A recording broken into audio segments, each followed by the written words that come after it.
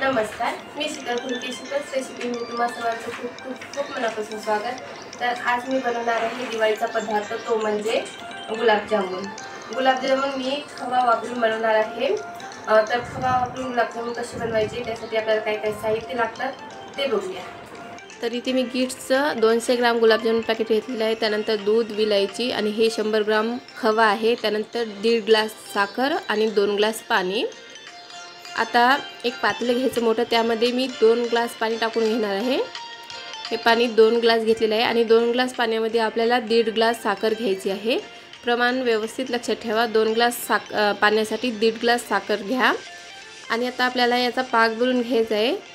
पाक म्हणजे असा घट्ट बनवायचा नाही आहे, फक्त आपल्याला साखर विरघळू द्यायची. उकळी आल्याच्यानंतर 5 मिनिट परत ते शिजवायचं. त्यानंतर आता हे जे गिट्सचं गुलाबजामुन पॅकेट आहे हे 200 ग्रामचं आहे. आता मी हे पूर्ण वापरणार आहे. हे बघा, 200 ग्रामचं पॅकेट घेतलेलं आहे आणि 200 ग्राम गुलाबजामुनच्या पॅकेटसाठी आपल्याला 100 ग्राम खवा घ्यायचा आहे. म्हणजे तुम्ही जर का तुमचं गुलाबजामुनचं पॅकेट जर मोठं असेल तर ते ज्या ग्रामचं आहे त्याच्या हाफ आपल्याला खवा घ्यायचा आहे. एवढं लक्षात ठेवा. तुम्ही जेवढं गुलाबजामुनचं पीठ घेतलेलं आहे त्याच्या हाफ आपल्याला खवा घ्यायचा आहे.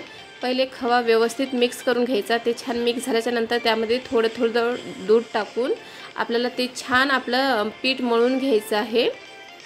हे बघा, अशा प्रकारे व्यवस्थित आपल्याला पीठ मळून घ्यायचं आहे. दुधाचा थोडं थोडं दूध टाकून वापर करून आपल्याला पीठ व्यवस्थित मळून घ्यायचं आहे.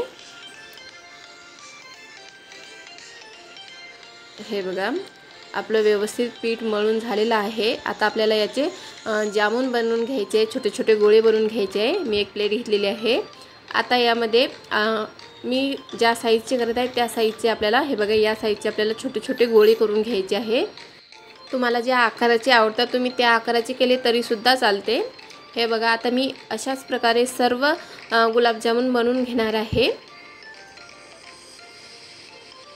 खूप सोपं आहे, काही अवघड नाही गुलाबजामुन बनवायला. फक्त तुम्ही गुलाबजामुनचं म्हणजे गुलाबजामुन आणि खवा याचं प्रमाण लक्षात ठेवा. त्यानंतर आपला जो पाक असतो गुलाबजामुनचा, त्यामध्ये किती साखर आणि किती पाणी टाकायचं ते तेवढं लक्षात ठेवा. म्हणजे तुमचे गुलाबजामुन एकदम परफेक्ट बनतात. हे बघा, मी सर्व गुलाबजामुन व्यवस्थित गोल करून घेतलेले आहे. हे बघा, शेवटचा हा सुद्धा व्यवस्थित झालेला आहे. आता आपण जे पाक तयार केला होता याला उकळी आल्याच्यानंतर मी 5 मिनिट असंच शिजू दिलेलं आहे. त्यानंतर त्यामध्ये आपल्याला वेलची पूड टाकून घ्यायची आहे. मी 2 विलायच्या टाकलेल्या आहे. आता याला व्यवस्थित मिक्स करायचं आणि आपला जो गॅस आहे तो बंद करून ठेवायचा आहे आपल्याला. आणि इकडे मी तेल गरम करायला ठेवलेलं होतं, त्यामध्ये आता गुलाबजामुन टाकून घ्यायचे आहे. सर्व एकदाच टाकायचे नाही, तुमच्या कढईमध्ये जेवढे मावतील तेवढे, म्हणजे 10 नाही तर 15च्या अंदाजानं तुम्ही एका वेळेस टाका. आता याला अलगद म्हणजे पलटून घ्या. एकदम जोर लावून पलटू नका, अलगद पलटवा. तुम्ही जेव्हा पहिला साचा टाकता, पहिल्या वेळेस जेव्हा गुलाबजामुन टाकता तेव्हा ते पलटायला थोडा वेळ लागते, परंतु जेव्हा तुम्ही नेक्स्ट टाईम टाकता ते अलगद म्हणजे लवकर पलटतात. आता याला छान असा मरून कलर येईपर्यंत आपल्याला छान तळून घ्यायचं आहे. हे बघा, आपला पहिला झालेला आहे. मी परत गुलाबजामुन टाकणार आहे यामध्ये. हे बघा, आणि आता हा जो आहे हे खूप लवकर पलटलं जाते. हे बघा, तुम्हाला म्हटलं ना, फक्त आपण जेव्हा स्टार्टिंगला तेलामध्ये टाकतो जामून, ते जामून लवकर पलटत नाहीत, परंतु नेक्स्ट टाईमचे लवकर पलटतात.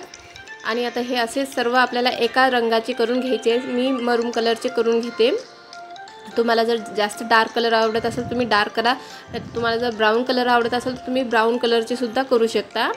हे बघा, मी सर्व जामून तळून घेतलेले आहे आणि हे सर्व मी एका याच्यात बाउलमध्ये काढून घेतलेले आहे. डायरेक्ट पाकामध्ये टाकलेलं नाही आहे. आता हे पाक आपला जो थोडा अलगद थंड झालेला आहे त्यामध्ये आता हे पूर्ण जामून मी एकदाच टाकून देणार आहे.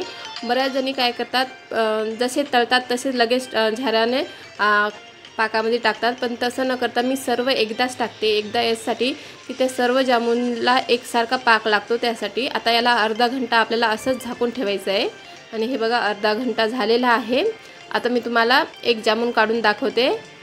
हे बघा, या जामूनमध्ये आतपर्यंत पूर्ण पाक गेलेला आहे आणि आतमधून सुद्धा खूप छान म्हणजे शिजलेला आहे. हे बघा, पूर्ण आतपर्यंत पाक गेलेला आहे.